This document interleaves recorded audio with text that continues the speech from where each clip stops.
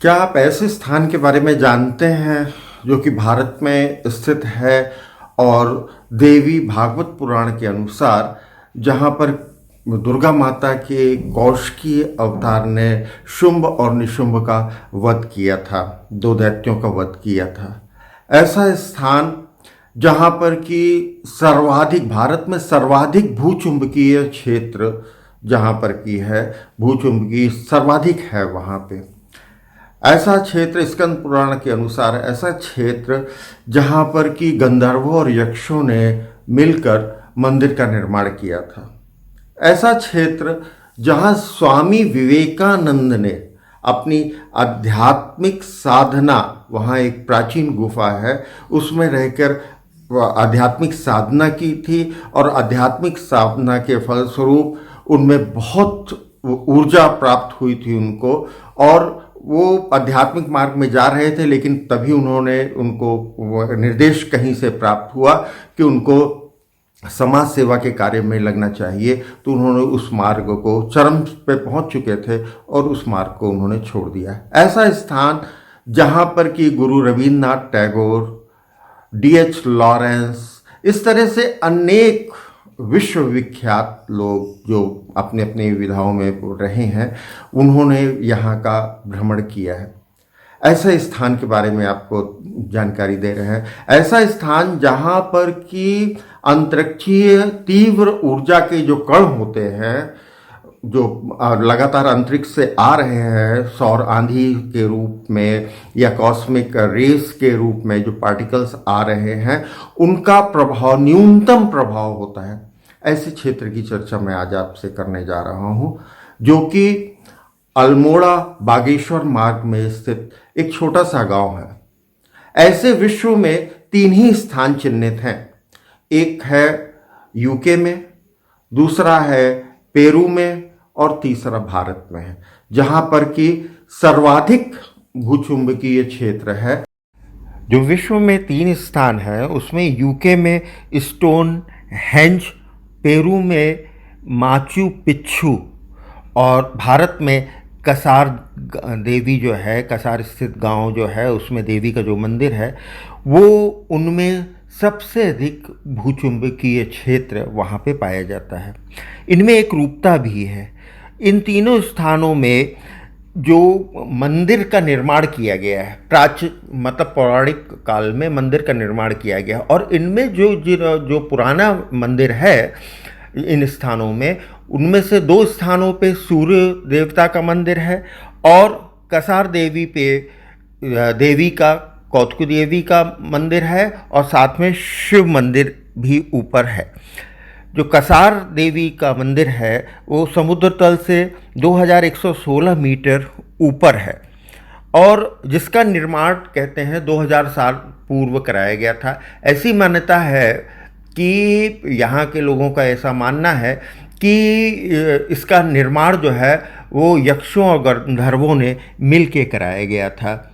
इनके मंदिर निर्माण में, तीनों ही स्थानों में जो मंदिर निर्माण किया गया है, उनमें कहीं भी इनके जॉइंट्स पे पत्थरों, जो पत्थर बहुत बड़े बड़े 20-20 टन के, 25-25 टन के पत्थर हैं, उन स्थानों पर ले जाए गए हैं, लेकिन उनको जब रखा गया है बड़े सिमेट्री के साथ रखा गया है, उसकी एनालिसिस की ज़रूरत है, लेकिन उनमें कहीं भी जॉइंट्स जो हैं उनमें कोई लेप नहीं लगा हुआ है, कोई रेत का इस्तेमाल नहीं किया गया है, किसी भी तरह का कोई मोर्टार का इस्तेमाल नहीं किया गया है। और ये जैसे अन्य दो स्थान है, स्टोन हेंज जो है वो यूके में है और माचू पिच्चू जो है वो पेरू में है। इनमें तीनों में सिमिलरिटी तो है, लेकिन इन 2 स्थानों में वहाँ के लोगों में आध्यात्मिक कमी होने के कारण उन्होंने इसके इम्पोर्टेंस को समझा नहीं, और वो खाली ऐतिहासिक महत्व की चीज़ बन के वहाँ पे स्थापित है। लेकिन यहाँ पे कसार देवी में ये एक शक्ति केंद्र है, ये यहाँ पे लोग बाग लगातार आते हैं। ये तीनों स्थान जो हैं वो साइंटिफिक तौर पे नासा के द्वारा प्रमाणित हैं। नासा ने, जो अमेरिकन ऑब्जर्वेटरी है, नेशनल एस्ट्रोनॉमिकल सोसाइटी जो है, उसने बताया कि ये तीनों एलन बेल्ट के क्षेत्र हैं। एलन बेल्ट जो है वो होती है जो अंतरिक्ष से ऊर्जा के बहुत ज़्यादा कण आते हैं सौर आंधी के रूप में, कॉस्मिक रेस के रूप में, जो पार्टिकल्स आते हैं, न्यूट्रॉन्स होते हैं, प्रोटॉन्स होते हैं और बहुत हाई एनर्जी पार्टिकल्स होते हैं। उनसे हमारी पृथ्वी की रक्षा कैसे होती है? उसका कारण है हमारी जियोमैग्नेटिक फील्ड और हमारा जो ऊपर का वायुमंडल है। इसी जियोमैग्नेटिक फील्ड के कारण ही जो वायुमंडल का क्षेत्र बना हुआ है, उसके कारण वो पार्टिकल्स ज़्यादातर डिफ्लेक्ट होते हैं।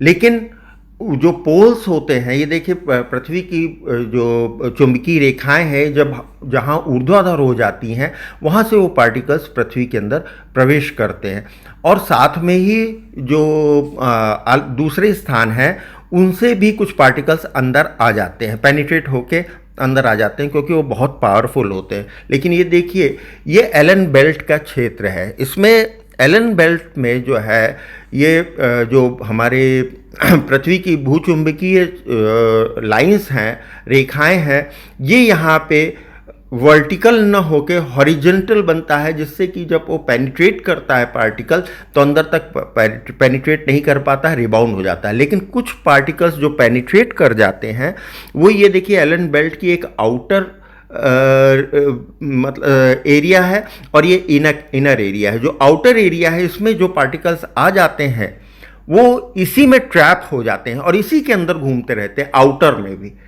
और जो इनर बेल्ट है, उस कुछ अगर वहाँ से स्कैप होके इनर बेल्ट की तरफ आए तो वहाँ पे भी ये ट्रैप हो जाते हैं और वहीं घूमते रहते हैं।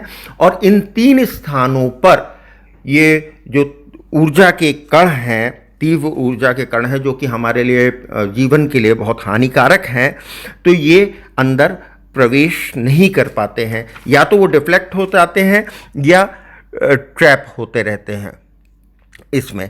इन स्थानों में आप जब जाएंगे, कसार देवी खास तौर से, कसार देवी में जब आप सीढ़ियाँ चढ़ के जाते हैं, 100, 120, 130 सीढ़ियाँ हैं, बहुत वैसी खड़ी चढ़ाई है। लेकिन जब आप वहाँ पर पहुँच जाते हैं ऊपर की ओर, तो आपको बिल्कुल भी किसी तरह की कोई थकान नहीं महसूस होती है और आपको बहुत शांति, सर्वाधिक शांति एवं ऊर्जा का एहसास होता है। और यहाँ पर पहुँच के आप अगर थोड़ी देर बैठ गए तो आपको बिल्कुल ऐसा लगेगा कि यहीं पर ही रहना चाहिए, इसी स्थान पर रहना चाहिए। शांति और आनंद प्राप्त करने एवं नैसर्गिक जो सुंदरता है, उसके लिए कसार देवी बहुत अच्छा स्थान है। यहाँ पे आके आप ध्यान और आध्यात्मिक साधना कर सकते हैं।